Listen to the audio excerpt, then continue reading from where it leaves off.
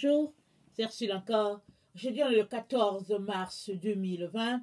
Alors, je viens sonner la trompette aujourd'hui encore et je viens nous encourager, amen, à être des personnes fidèles à leur poste, soit de prière, soit de méditation de la parole, soit d'intercession pour les frères, pour les sœurs, pour l'humanité. C'est très important de se mettre à faire ce que le Père attend que nous puissions faire. Amen.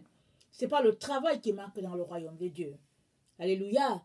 Alors, si on veut vraiment faire la volonté de Dieu, on se rendra compte qu'il y a beaucoup de choses à faire et qu'on n'arrive même pas à faire. Amen. Souvent, on a l'impression qu'on est oisif parce qu'on perd le temps dans des futilités. Mais si on s'arrêtait juste à savoir comment prier, on serait dépassé par tous les sujets qu'il y a et toutes les possibilités. Que le Seigneur nous donne de canaliser notre énergie au bon endroit. Que son nom soit béni. Amen. Alors aujourd'hui, je viens continuer sur ce que j'ai commencé hier, à savoir les 8 fêtes que Dieu a établies. Amen. Dieu a établi 8 fêtes sur la terre. Alors, nos fêtes que nous célébrons par-ci, par-là, dans nos pays, et les fêtes religieuses que nous fêtons, alors il faut se demander, est-ce que c'est Dieu qui les a instaurées, ou si c'est nous les humains qui l'avons instaurées. Malheureusement, dans la plupart des cas, dans nos églises et tout, c'est les humains qui ont instauré nos différentes fêtes. Amen. Si bien que aujourd'hui, on parle des fêtes juives et des fêtes des chrétiens. Alors, qui est le Dieu des chrétiens? C'est le même Dieu qui est le Dieu des juifs. Alors, pourquoi ont-ils des fêtes différentes? C'est la bonne question qu'il faudrait se poser. Et puis, maintenant, si c'est le seul Dieu et le même Dieu que nous adorons, alors qu'est-ce qui fait que nous qui prétendons connaître Jésus, qu'est-ce qui fait que nous n'observons pas les fêtes que Jésus a établies avec Dieu le Père? N'est-ce pas de la pure désobéissance de notre part? D'accord, on peut dire qu'on est ignorant. Amen. On peut dire qu'on est ignorant. On devient chrétien, on est conduit vers une église, et là on se met à se réjouir avec eux. Par exemple, on fête la nativité. On fête la Pâque. Amen. Alors, la nativité, ce n'est pas une fête instaurée par Dieu. Amen. On l'a instaurée nous-mêmes. Deuxième élément, la Pâque. On l'a vu hier. Il y a la Pâque instaurée par Dieu, parce que l'histoire remonte à l'Égypte, quand Israël était esclave. Alors Dieu leur a dit, voilà comment vous allez fêter la Pâque et voilà comment vous allez vous comporter. Et la fête de la Pâque célèbre la sortie de l'Égypte. Alors c'est instauré. Dieu a dit, le mois de Nissan, alors le 14e jour du mois, la Pâque sera célébrée là. Alors, ce n'est pas une fête inconnue pour les Juifs. Ils savent seulement que dès que le mois de Nissan arrive, parce qu'il a dit que Nissan sera pour vous le premier mois de l'année. Parce que c'est là que vous êtes sortis. Amen. Vous avez été libérés de votre esclavage. Il dit que ce sera le premier mois de l'année. Alors, maintenant, une fois que vous sortez, le 14e jour, ce sera la Pâque. Vous allez fêter cette fête-là. Alors, les Juifs savent tous que dès que le mois de Nissan sort, ils savent que 14e jour, on fête la Pâque. Mais nous autres, là, en fait, c'est quoi qu'on fête comme Pâque? Pourquoi est-ce que notre Pâque, par exemple, est une semaine après la fête des Juifs, ou bien il arrive que ça tombe le même jour, peut-être l'année dernière, mais ça ne devrait pas. Alors, si tu marches selon Jésus, tu devrais être capable de ce raisonnement-là, de dire, il y a quelque chose qui ne va tout simplement pas. Si nous sommes greffés au même arbre, si nous tirons tout de Dieu le Père, et que nous avons Abraham pour père, Isaac et Jacob, alors il y a quelque chose qui ne tient pas debout. On devrait donc se mettre à obéir à Dieu. Et c'est ça que le Seigneur nous demande dans ces temps de la fin où nous nous trouvons. La Bible dit dans l'Apocalypse, heureux ceux qui sont morts dans le Seigneur, parce que leurs œuvres les précèdent. Amen. Alors ceux qui sont partis avant nous, avant que cette révélation-là soit quelque chose de très important, ils sont morts dans le Seigneur. Ils ne savaient pas, et puis bon, les révélations, souvent, ça vient par période et par étape. Il y a des périodes dans la vie où Dieu ouvre l'esprit d'une manière, en tout cas, spéciale, de telle sorte que, en tout cas, il y a une révélation qui vient. Et quand la révélation vient, c'est pour tout le monde. On peut plus dire que, au fait, on n'observe pas cela. Alors, à partir de maintenant, tu sais qu'en tant qu'enfant de Dieu,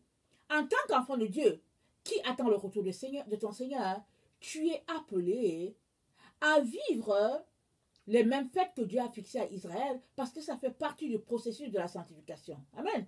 Ça fait partie de notre processus de sanctification. Alors, la sanctification, c'est laisser tout ce qui est chair pour se concentrer à tout ce qui est esprit, ce que Dieu a dit. Et obéir aux fêtes de Dieu, c'est vraiment œuvre de sanctification. Parce que tu avais l'habitude d'obéir à tes fêtes à toi, de faire tes fêtes à toi, et Dieu te dit, faites mes fêtes. Amen. Faites ce que j'ai instauré, parce que ça a une signification spirituelle. Rappelons-nous, c'est à perpétuité que Dieu a donné à Israël d'observer certaines choses. Alors les fêtes, ces fêtes-là, elles sont observées à perpétuité. Qu'est-ce que cela veut dire? Ça veut dire que même au ciel, on va les observer. C'est ça que ça veut dire. Excusez-moi, je vais prendre un peu d'eau, parce que j'ai un peu de hockey.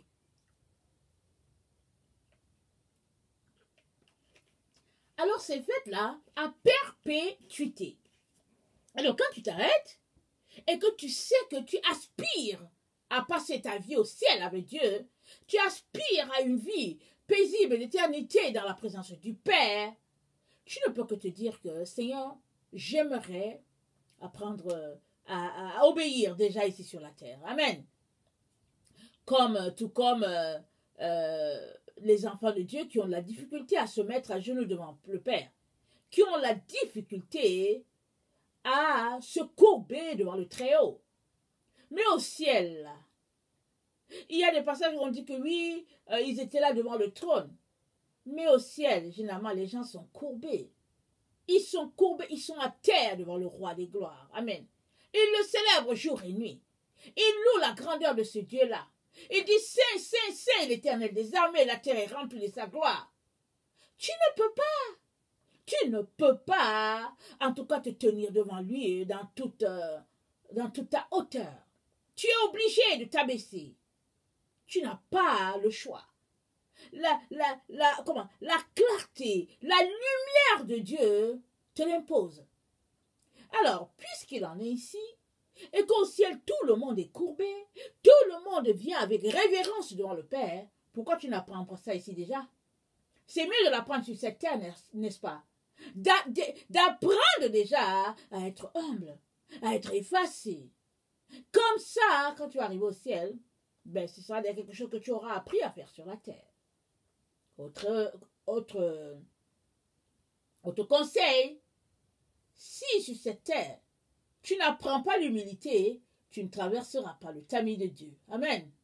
Parce que Dieu est humble. Jésus est l'humilité même. Et là, il y a des personnes, elles sont tellement vraiment arrogantes. Elles sont le nombril d'elles-mêmes, ces personnes-là. Elles se pensent au-dessus de Dieu. Dieu dit quelque chose et puis elles se disent, mais qui est Dieu? Qui est Dieu pour que je lui obéisse, comme a dit Pharaon? Malheureusement, ces personnes-là qui disent comme ça sont remplies dans la maison de Dieu. Elles se pensent vraiment supérieures. Après elles, il n'y a plus quelqu'un qui peut parler. Non seulement écrase-t-elle le peuple de Dieu, ces personnes-là, mais aussi elles se pensent tout pouvoir. Il est important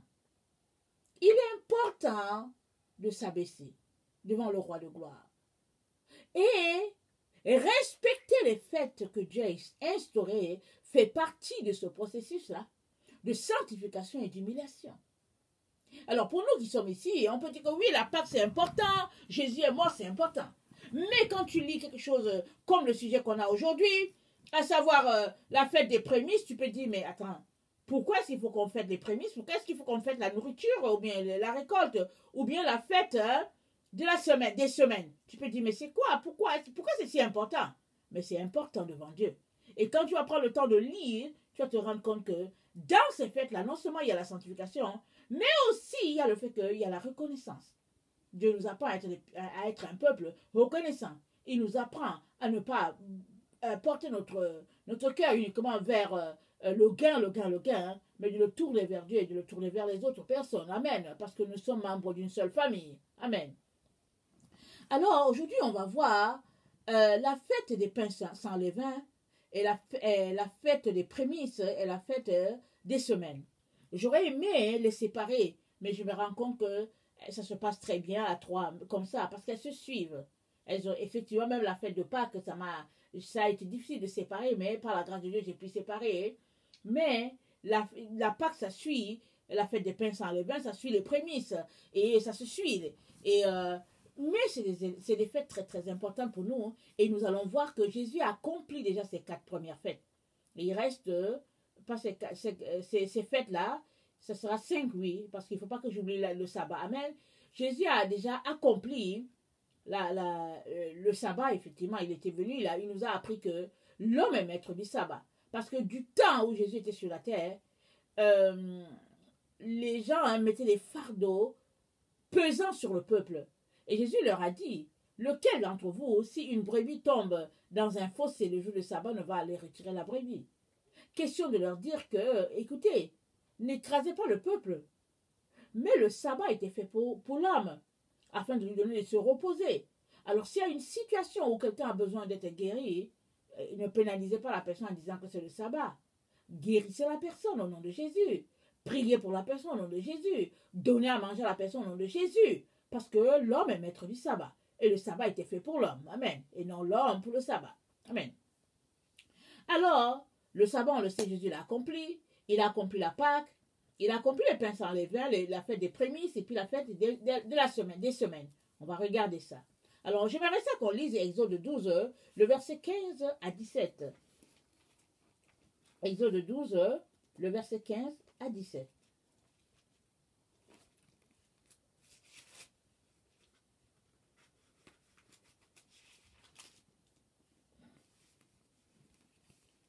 On avait déjà lu une partie hier parlant de la Pâque, alors je vais continuer. Le verset 14. Vous conserverez le souvenir de ce jour et vous le célébrerez par une fête en l'honneur de l'Éternel. Vous le célébrerez comme une loi perpétuelle pour vos descendants. Pendant 7 jours, vous mangerez des pains sans levain. Amen. Dès le premier jour, il n'y aura plus de levain dans vos maisons. Dès le premier jour de la Pâque, il n'y aura plus de levain dans vos maisons. Car toute personne qui mangera du pain levé du premier jour au 7e jour sera retranchée d'Israël. Regardez combien c'est important. La personne sera retranchée d'Israël. Le premier jour, vous aurez une sainte convocation. Amen. Tout le monde est appelé. Tout le monde est convoqué. Et le 7e jour, vous aurez une sainte convocation. Le 7e jour encore, tout le monde est convoqué. On ne fera aucun travail ces jours-là. Vous pourrez seulement préparer la nourriture de chaque personne. Vous observerez la fête des pains sans levain, car c'est en ce jour même que j'aurai fait sortir vos armées du pays d'Égypte. Vous observerez ce jour comme une loi perpétuelle pour vos descendants, la fête des pains sans levain. Le premier mois, le 14e jour du mois, au soir, vous mangerez des pains sans levain jusqu'au soir du 21e jour. Donc le 14e jour, ça commence la Pâque, et puis jusqu'au 21e jour, ça suit avec le pain sans levain et puis la fête des prémices.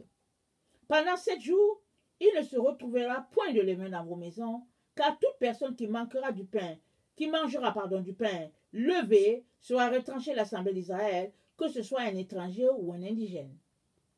Vous ne mangerez point du pain levé dans toutes vos demeures, vous mangerez des pains sans levain. Amen. Ça, c'est les consignes de l'Éternel.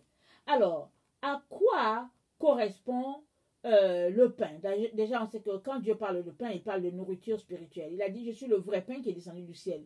Il nous dit que lui, il est le pain. Lui, la parole de Dieu, il est le pain. Alors, si tu veux être rassasié, c'est de lui que tu as besoin. Jésus a dit, l'homme ne veut pas de pain seulement, c'est ça qu'il a dit à Satan, hein, mais de toute parole qui sortira de la bouche de Dieu. Alors, toi et moi, nous sommes appelés de vivre la parole. Alors, quand Dieu parle de pain donc, il parle de la nourriture spirituelle.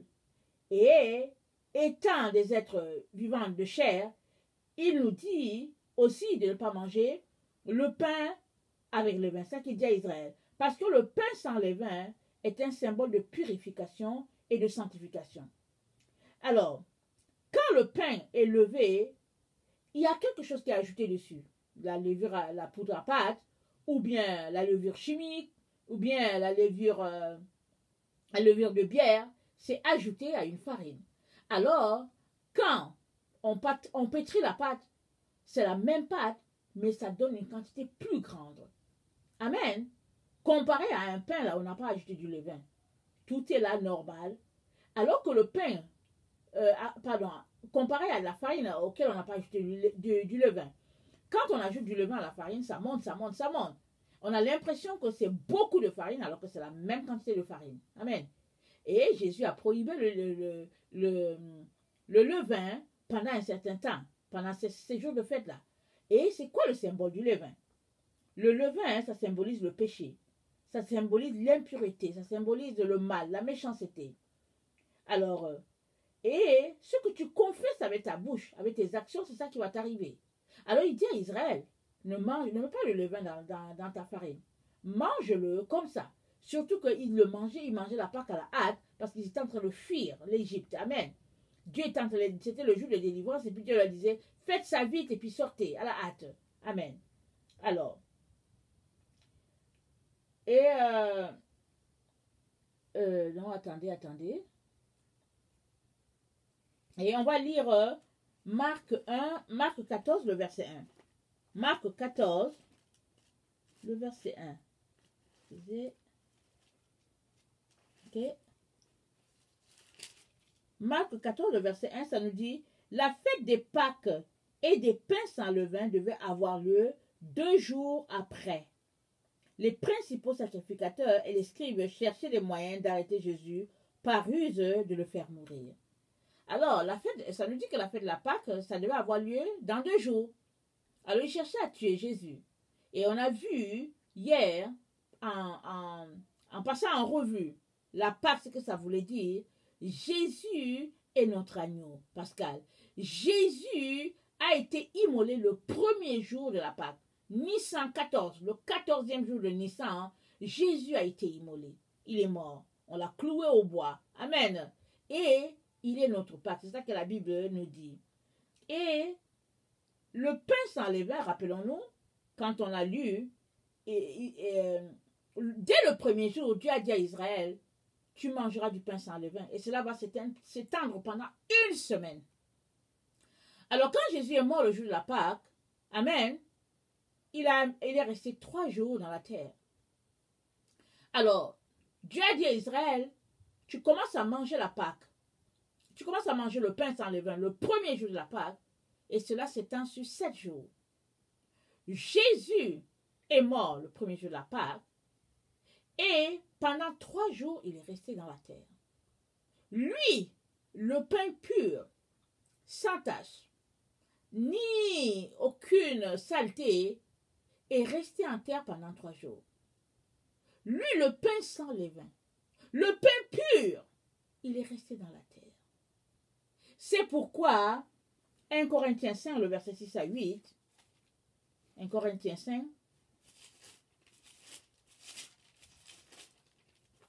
1 Corinthiens 5, le verset 8 à 8, le verset 6 à 8, nous dit ceci, c'est bien à tort que vous vous glorifiez. Ne savez-vous pas qu'un peu de levain fait lever toute la pâte?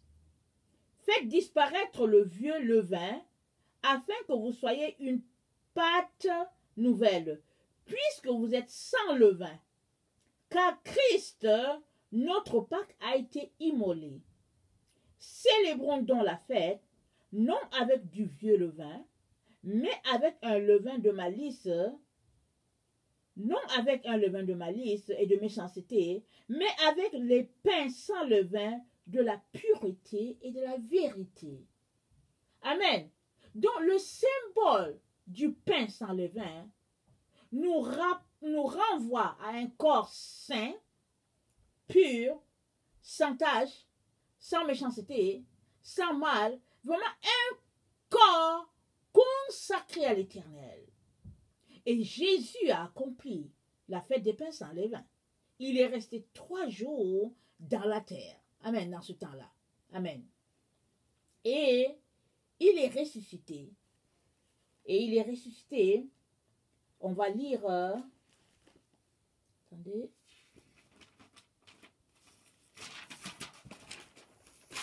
Ah, j'ai déchiré mon cahier, excusez-moi. J'ai crié sans penser que j'étais en ligne. Alors, mon cahier s'est déchiré, mais c'est pas grave. On va le coller avec du scotch ou bien du tape. Alors, nous savons tous que Jésus est ressuscité un samedi. J'espère que vous le savez. Alors, quand on nous a dit, on nous dit que le vendredi saint, c'est le jour que Jésus est mort. Mais pour peu qu'on calcule, on s'arrête, on se dit, mais il y a quelque chose qui ne va pas. Amen. J'étais très jeune. Quand je faisais mes calculs, je trouvais que ce n'était pas 3 jours. Amen. Je ne sais pas si vous, ça vous fait 3 jours. Je trouvais que ça ne faisait pas 3 jours. Je calculais, je me disais, mais il me semble que c'est peut-être 1 jour et demi ou 2. Et puis, finalement, en tout cas, ça a pu...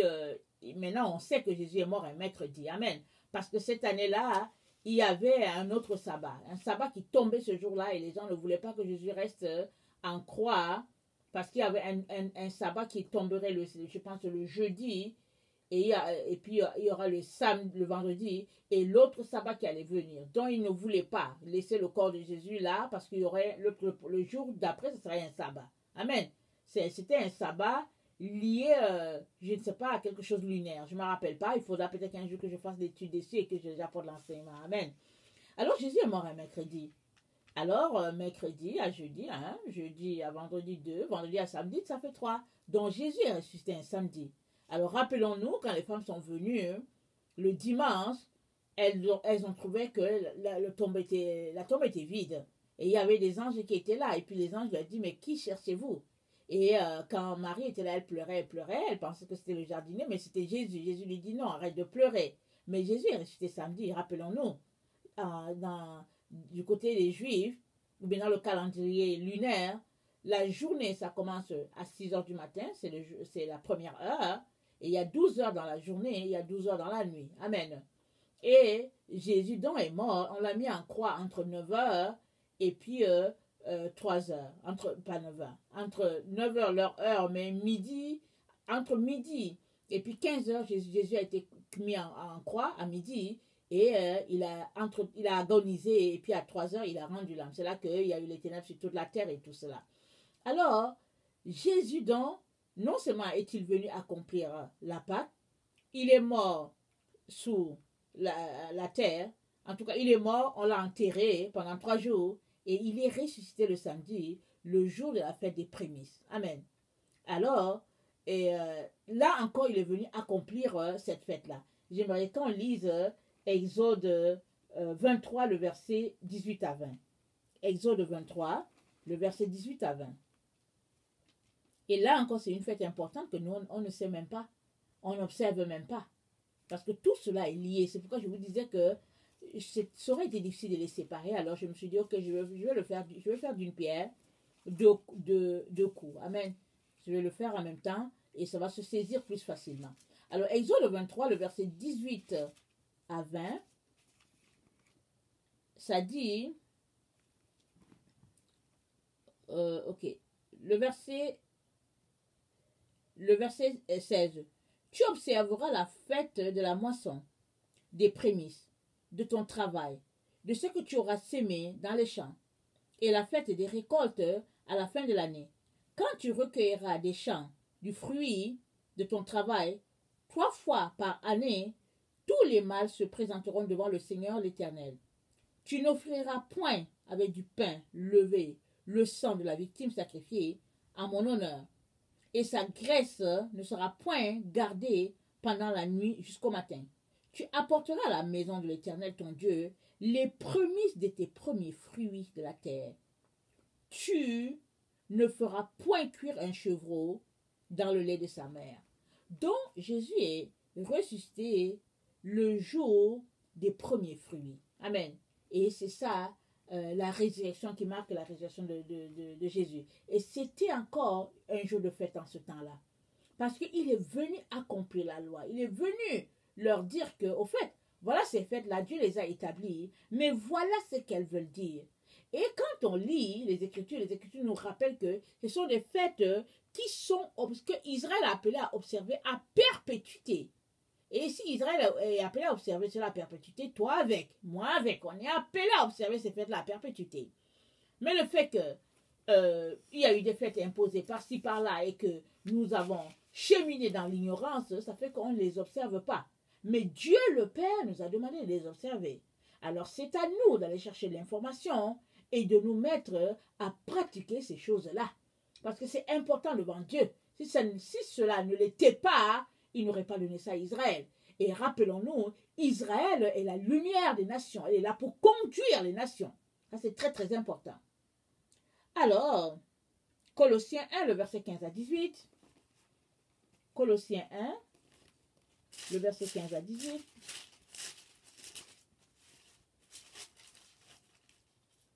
Ça nous dit ceci.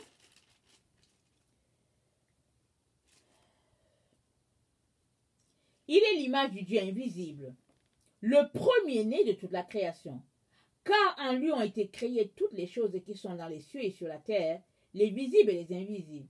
Trône, dignité, domination, autorité, tout a été créé par lui et pour lui. Il est avant toute chose et toute chose subsiste en lui. Il est la tête du corps de l'Église. Il est le commencement, le premier-né d'entre les morts, afin d'être en tout le premier, car Dieu a voulu que toute plénitude habitât en lui. Il a voulu, par lui, réconcilier tout avec lui-même, tant ce qui est sur la terre et ce qui est dans les cieux, en faisant la paix par lui, par le sang de la croix. Amen.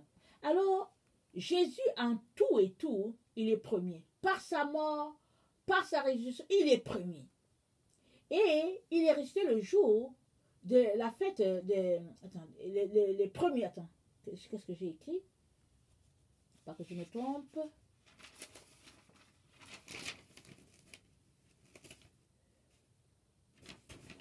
La fête des prémices. C'est là les premiers fruits. Prémices, des premiers fruits. Et c'est quelque chose de très important. Parce que les prémices, c'est quoi? C'est... quand tu commences ton champ, ou bien... Ok, prenons l'exemple de quelqu'un qui travaille. Tu travailles et ton premier salaire, ça c'est la prémisse, c'est ça qu'on t'a donné, ça c'est ton premier salaire. Alors, et ceux qui comprennent les prémices, c'est qu'ils disent, ok, ça c'est mon premier salaire, je ne le touche pas, je l'amène directement à l'Éternel. Ils vont directement donner ça à Dieu. Il y a des personnes qui, quand ils ont leur premier salaire, ils vont offrir ça à leurs parents pour dire, voici mon premier salaire. Parce que ça c'est la prémisse. C'est ça qui fait que tu commences, alors tu offres ça à l'Éternel. Alors Jésus donc est ressuscité le jour de cette fête-là. Il s'est présenté en tout et pour tout, comme on vient de le lire, afin d'être le premier dans la mort, dans la résurrection, et il est le premier de la création de Dieu. Il a accompli encore cette parole-là. Amen. Et l'autre fête, qui n'est pas la moindre, c'est la fête des semaines. Et j'aimerais qu'on lise Deutéronome 16, le verset 10, je ne sais pas si on aura le temps, mais oui, ok. Deutéronome 16, le verset 10. Deutéronome 16, ça dit ceci. Puis tu célébreras la fête de semaine, la fête des semaines, pardon, et tu feras des offrandes volontaires selon les bénédictions que l'Éternel ton Dieu t'aura accordées. Amen.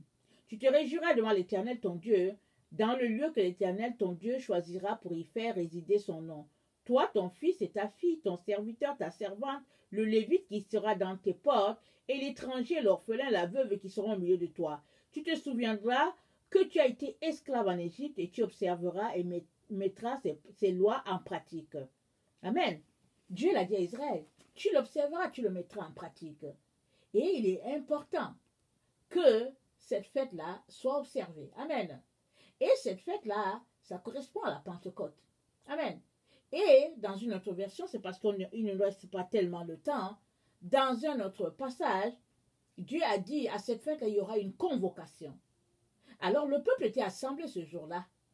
Et à partir de la Pâque, quand tu comptes cette fête-là, la fête des semaines, ça tombe 50 jours. Alors on a dit Pentecôte parce qu'en grec, Pentecôte, 51, ça fait Pentecôte. Alors le peuple était assemblé pour cette fête-là, parce que c'est une fête déjà établie en Israël. Et ce jour-là, Dieu a fait descendre le Saint-Esprit. Il a donné le Saint-Esprit aux disciples. Il a dit, je ne vous laisserai pas orphelins. Je vous donnerai un autre consolateur qui sera avec vous jusqu'à la fin des temps. Amen. Dieu a pourvu encore. Et Jésus a encore accompli cette fête-là. Cette fois-ci, ce n'est pas lui-même en personne. Parce que les deux premières, la Pâque, pas les deux premières, parce que la première, c'est le sabbat dont la Pentecôte, pas la Pentecôte, la Pâque, la fête, attendez, je suis en train de les apprendre, ces fêtes-là, la Pâque, la fête des pains sans levain, la deuxième, et la fête des prémices, Jésus les a accomplis. Amen. Il est mort, alors il est resté en terre, il est mort la Pâque, il est resté en terre 3 jours, la fête des pains sans levain, il est ressuscité, la fête des prémices, alors, et la Pentecôte, quand il est ressuscité, après 40 jours sur la terre, il est monté, 10 jours plus tard, à la fête des semaines, le peuple étant assemblé, le Saint-Esprit est descendu. Et ils ont reçu l'effusion de l'Esprit afin de continuer avec l'œuvre de Dieu. Amen. Alors nous comprenons que ces fêtes-là établies par Dieu ont une signification éternelle. Il est important que nous puissions les pratiquer. Ce n'est pas facile, ce n'est pas évident, parce qu'on a grandi, on a vécu sans ça, mais arrêtons de dire que ça c'est pour les Juifs et que pour nous autres, voici nos fêtes. Non, nos fêtes-là, ce sont les fêtes instaurées par le diable, ce n'est pas Dieu qui les a instaurées. Alors, puisque tu es l'enfant de ton Père, il est important que tu observes les fêtes que lui-même a établies. Amen. Que le Seigneur nous donne cette sagesse-là, la volonté d'aller de l'avant avec notre sanctification. Amen. Je vous aime beaucoup et Dieu davantage. Soyez bénis et que le Seigneur nous aide à mettre tout cela en pratique. Je suis avec vous dans le bateau, vous savez. J'apprends comme vous. Alors apprenons ensemble à la gloire de notre Dieu. Soyez bénis. Maranatha. Merci.